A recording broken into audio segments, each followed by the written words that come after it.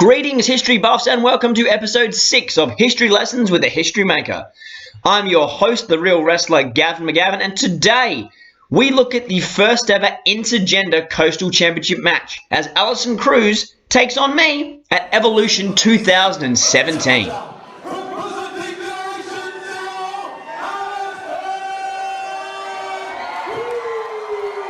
Now, I of course don't need to spell out why this is an historic match.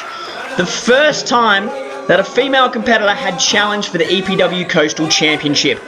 Every single title in explosive professional wrestling is an intergender title. There are no men's titles, there are no women's titles. We've had the question asked us before, when are we getting a women's title? We've already got one. It's the EPW Championship. Women have challenged for it before. Women are now challenging for the Coastal Championship. Allyson Cruz has held the EPW Tag Team Championship.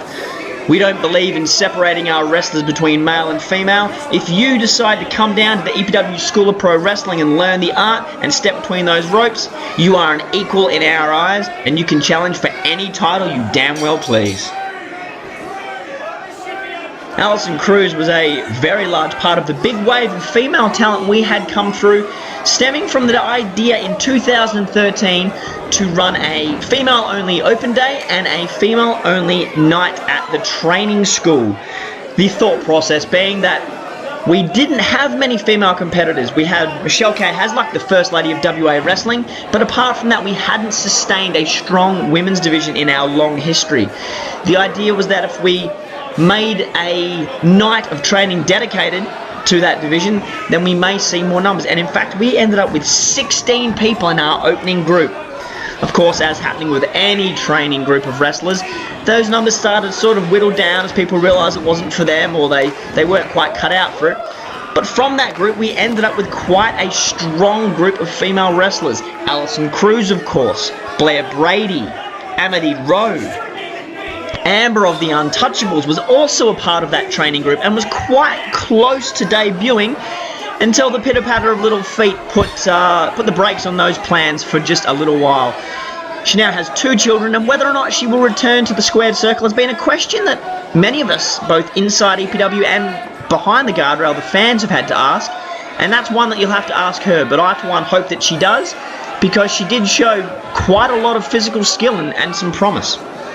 You see Allyson Cruz here looking for the test of strength, or the Greco-Roman knuckle lock, and this is one of the issues that people tend to throw out anytime they're denouncing intergender wrestling. Oh, it's the power differential, the strength differential, the size differential. Look, I'm not the biggest bloke getting around. In this match, there's maybe 5 to 10 kilos difference between myself and Allyson Cruz, and I'll tell you what, I've stepped in the ring with guys that outweigh me by 20, 30, 40, even 50 kilos. So if you want to put a stop to intergender wrestling, you're going to have to bring in weight divisions for everyone. Oh, very nice catapult into Quesadora, into arm drag, and another deep arm drag there, and key locks it on. I tell you, Allyson Cruz's skills are no joke. She is trained by EPW. She is to the EPW standards. Every single wrestler who steps through that curtain is a world-class performer.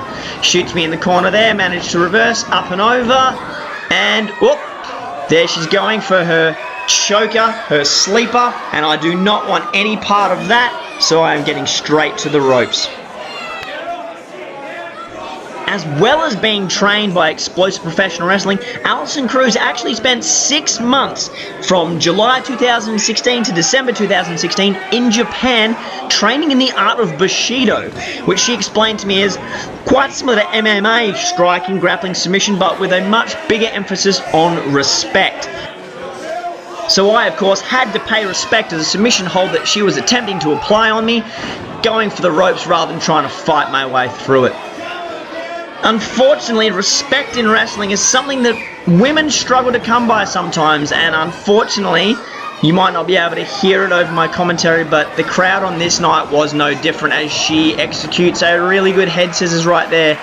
There was a few guys just to the right of the screen, as you can see now, in the drinking section, that thought maybe they were watching a cabaret show rather than a wrestling match, and some of the comments they were making were pretty disappointing, if I'm honest. Luckily, that's, big springboard crossbody, 1, 2, and a kick out. Luckily, that was an exception rather than the rule. Normally, our crowds and Australian crowds in wrestling in the last few years have been really supportive of women's wrestling. Whoop, putting the brakes on, and big back suplex. But just a few drunken fools in the crowd this night as I drop an elbow straight to the back. Just thought that they could show a bit of disrespect, and I know that security was actually informed and had a bit of a word to them shortly after this match, because what's happening right now is an athletic contest between two athletes who are putting their body on the line for the entertainment of the crowd, and no matter who you are, you don't deserve to be spoken to like that or about like that.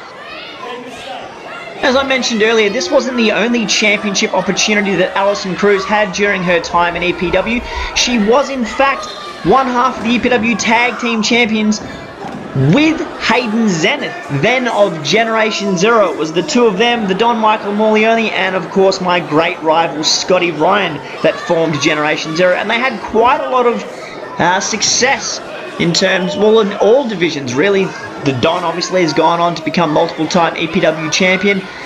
Scotty Ryan and myself went back and forth in the lovely small package there from Allyson Cruz. Nelly picks up the victory. Scotty Ryan, myself in the Coastal Division. Allyson Cruz now, as she takes a side rushing from yours truly in the Coastal Division. And as I said, her and Hayden becoming the Tag Team Champions.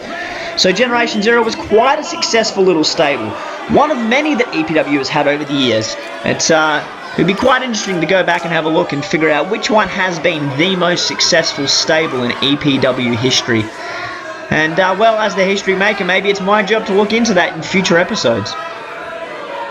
Some like to ask the question of where are they now, and I have been asked since posting that this would be the episode, whatever happened to Allyson Cruz? How come we do not see her in the ring anymore? Allyson Cruz, after this match, went on and had quite a successful career. Probably her most significant match was when she took on Toni Storm one-on-one at the EPW X Progress event, which I believe was for the Progress Women's Championship, and they had an absolute hell of a match. Shortly after that, Allyson Cruz stepped away from the ring for a little while. She's actually gone on to get married to EPW's own innovator of Ragnus, Alex Kingston. Going for that sleeper hold again, and reversed into a tilt-a-whirl backbreaker there of my own. As I said, she's stepped into the role of being married to Alex Kingston now, and also motherhood. They have their own little baby boy, Max, and that is occupying quite a lot of her time. Again, whether or not Allyson Cruz comes back to the ring, that's a question you're going to have to ask her.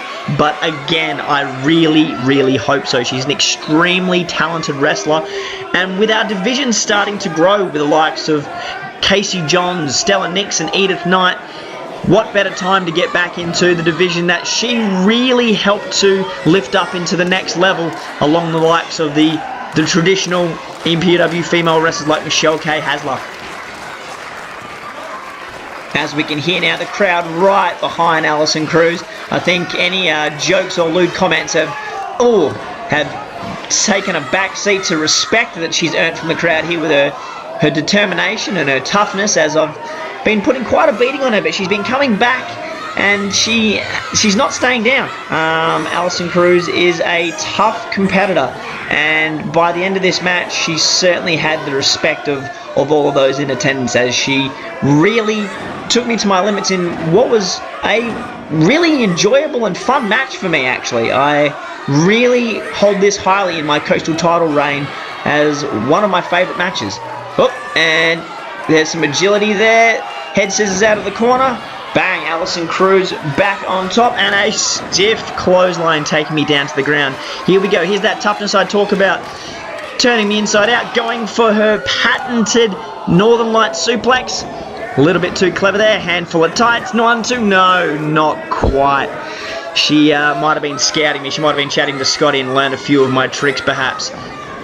Here we go. Going for that history maker reverse DDT. That'll put her away. Nope, she switches it and hits those Northern Lights. Look at that bridge right up on the toes. 1-2, and a big kick out.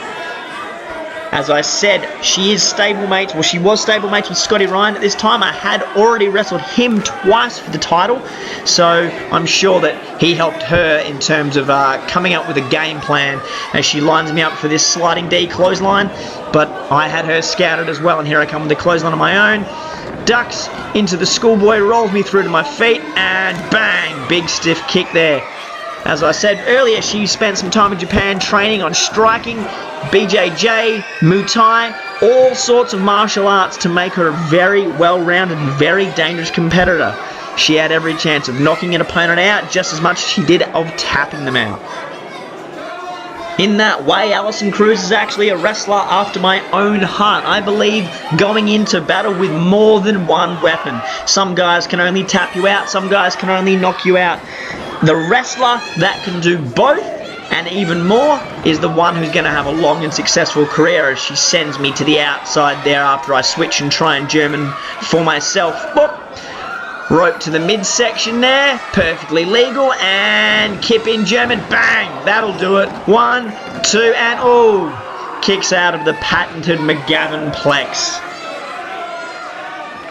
By this stage, I'm starting to get pretty frustrated. It's safe to say that back in 2017, I was quite a bit more cocky and arrogant, and I think that I very much underestimated Allyson Cruz, not based on her gender, but just based on the fact that she was relatively new to this sport. I had a lot more experience than her, and I expected the match to go a little bit more in my favour, whereas she's really, as I said earlier, taken me to my limits. And there's a bit of disrespect from me there, just a handful of hair dragging her to the corner. I've decided that I'm going to take things up top and just do away with her as quickly as I can, because I've had enough time now getting my butt kicked. And oh, big open hand slap right across the side of the chin. Oh, and a forearm to match it. Now I've gone against my own game plan. I've gone up top. I've gone to the high-rent district, the high-risk area, and I'm going to pay for it with a huge top rope hurricane rana, sending me head first down the mat as Allyson Cruz scurries to the pin. 1, 2, and no! Kick out. Mere milliseconds away from claiming her first singles championship in EPW. The crowd rose to their feet on that one. Allyson Cruz, yet another competitor who really embodied the spirit of this coastal division. It was for the young, the hungry, the versatile, the technically sound, the wrestlers who could submit you, who could knock you out, who could make transitions. Oh, and there we go, going for a submission. She switches, sticks me onto my butt, and wraps on that sleeper hold super tight. I am mere moments from tapping here. In a moment, she has gone from on defense to on offense, and that's what makes a quality wrestler so dangerous, when they can grab you out of nowhere and wrap you in a submission hold. Oh, just about tapping again. All I can try and do is get to my feet and hopefully try and get to the rope. Bang! Straight into the bucket, but she won't let go. I'm about to pass out and thankfully break the hold there. Allyson clutching at her back, which is taking quite a bit of abuse during this match. I'm holding my throat, barely able to stand. She's nearly choked the absolute life out of me. These matches, these back and forth matches, with near falls through pin attempts and submission attempts, as she goes for the submission again. Oh, and I drop her head first into the canvas.